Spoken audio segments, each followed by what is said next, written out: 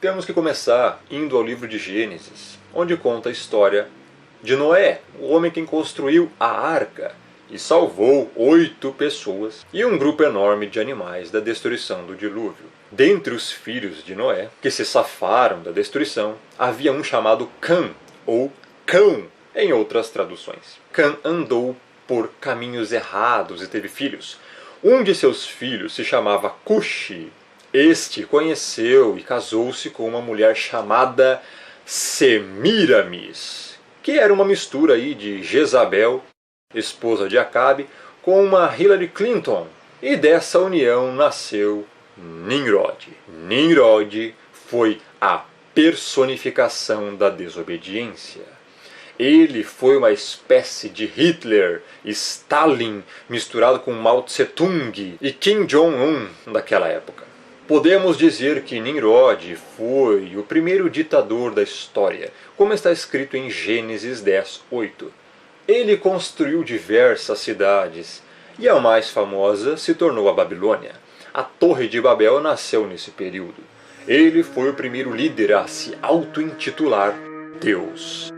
Nesse avanço de Nimrod como senhor do mundo, entre aspas, já naquela época, construindo as cidades, juntando as pessoas em grupos num só lugar, o que era contrário ao que o Criador mandava fazer, pois o Pai mandava para serem fecundos e que se espalhassem sobre a face da terra. Nimrod cultuava a quem ele dizia que era ele próprio, neste caso, o Sol. Ele se intitulou como sendo o Deus Sol. Esse homem, não ficando apenas nas aberrações que fazia, nas idolatrias que promovia e nas orgias que praticava e incentivava, se apossou da própria mãe.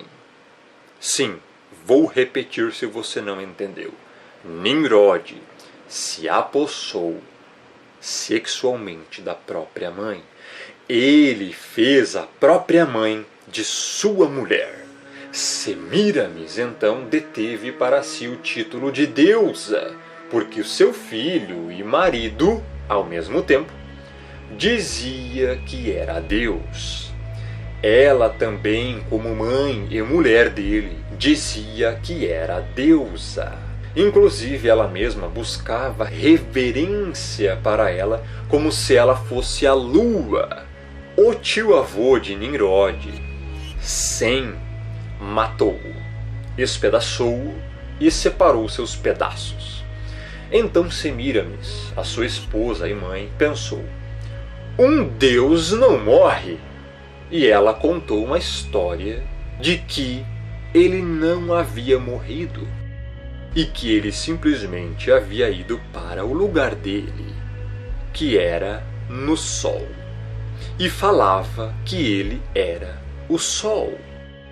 Nimrod é o patriarca dos senhores do mundo, que estão aqui nos nossos dias atuais. Todos eles são da descendência vinda após Nimrod. E os senhores do mundo são seus seguidores.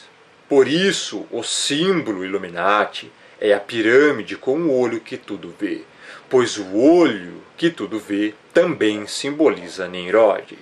Nesse meio tempo, ela então fica grávida.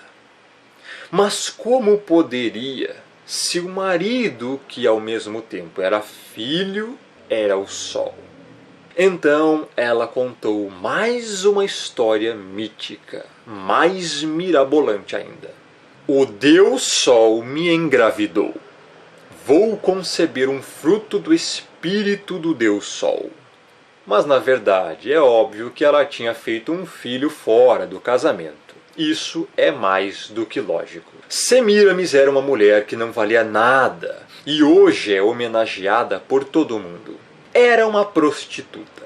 Após a morte do marido, grávida, dizia que seu filho que iria nascer era o Filho de Deus e colocou nele o nome de Tamuz. A Bíblia fala de Tamuz em Ezequiel 8, 14 e 18. Levou-me à entrada da porta da casa do Criador, que está no lado norte. E eis que estavam ali mulheres assentadas chorando a Tamuz. Vou repetir. Eis que estavam ali mulheres assentadas chorando a Tamuz. Disse-me, vês isto, filho do homem? Verás ainda abominações maiores do que estas. Por quê? Estas mulheres estavam celebrando o Natal com uma árvore de um pinheirinho de Natal, chorando a Tamuz.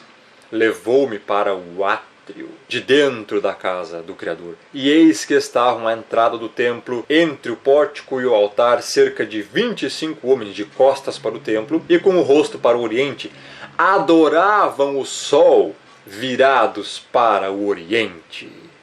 Vou repetir. Adoravam o sol, virados para o oriente. Ou seja, também estavam adorando a Tamuz e a Nimrod. Então me disse, vês, filho do homem, o Criador falando isso para Ezequiel. Está vendo, filho do homem, está vendo, Ezequiel? Acaso é coisa de pouca monta para a casa de Judá o fazerem deles as abominações que fazem aqui, para que ainda encham de violência a terra e tornem a irritar-me? Ei-los a chegar o ramo ao seu nariz, pelo que também eu os tratarei com furor, os meus olhos não pouparão, nem terei piedade.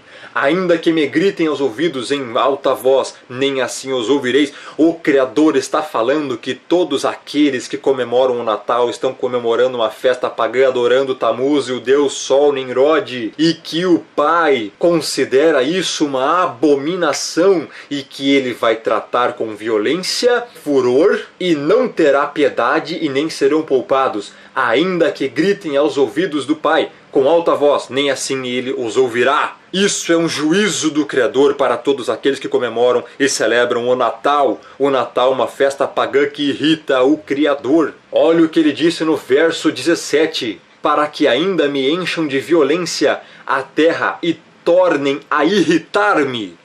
Muito cuidado com o que você está fazendo. Abandone as práticas idólatras. O Criador está te mandando fazer isso. Tamuz, filho do Deus Sol, que ficou sendo considerado como menino Deus, nasceu exatamente ao equivalente ao dia 25 de dezembro naquela época. Depois que Semíramis deu à luz a Tamuz, começou a dizer que esse garoto era então o próprio Nimrod, o próprio Deus Sol, agora reencarnado. E daí surgiu a base para a teoria da reencarnação. Eis aí de onde surgiu a teoria da reencarnação. Numa certa vez, o garoto Tamuz estava no mato caçando e acabou morrendo, mas não se sabe de quê. O seu corpo ficou em cima de um tronco apodrecido.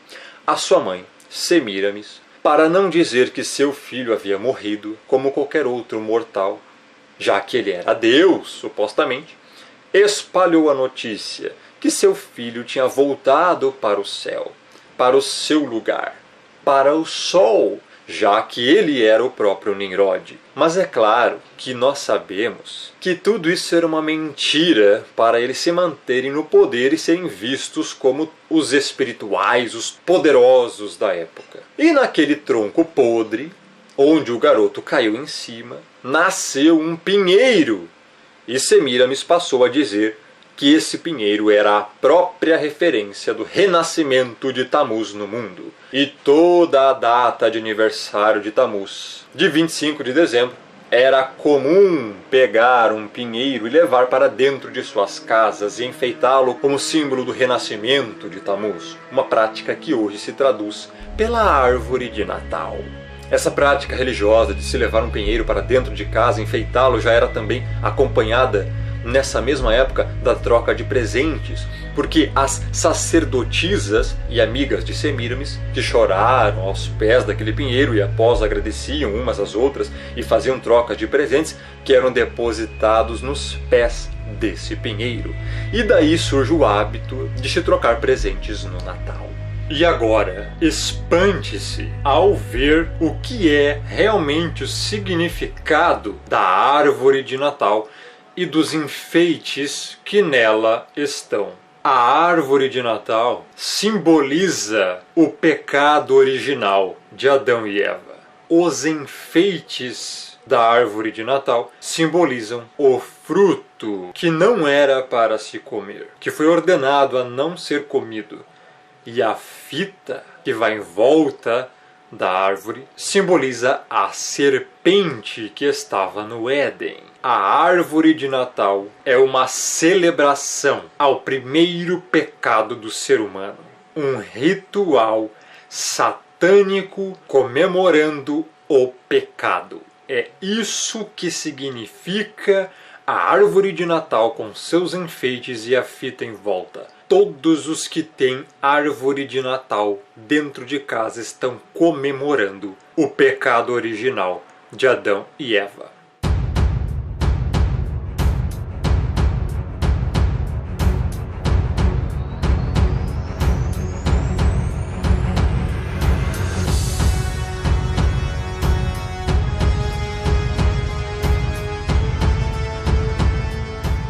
Quando você celebra o Natal, está efetivamente participando de um antigo ritual de culto a um deus Sol, nada menos que um sacrilégio idólatra.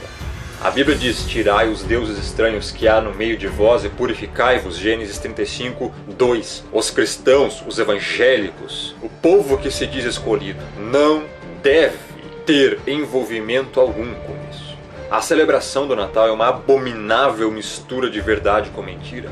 O Natal mistura o certo com o errado e polui a pureza e a verdade do povo eleito, com as práticas abomináveis do paganismo. Como podemos nos atrever a contaminar o santo nome do Messias, do Salvador, do Cordeiro, com as vis tradições do culto ao sol?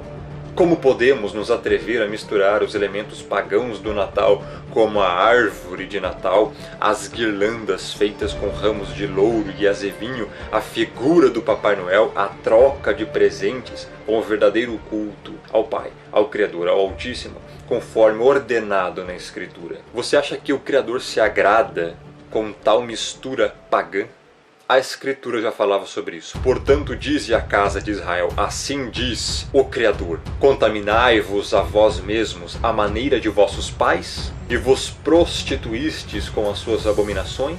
E quando ofereceis os vossos dons e fazeis passar os vossos filhos pelo fogo, não é certo que estáis contaminados com todos os vossos ídolos até este dia? E vós me consultaríeis, ó casa de Israel.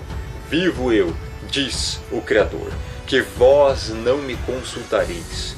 Quanto a vós, ó casa de Israel, ide, sirva cada um dos seus ídolos, pois que a mim não me queirais ouvir, mas não profaneis mais o meu santo nome com as vossas dádivas e com vossos ídolos. Ezequiel 20, 30 a 31 e 39.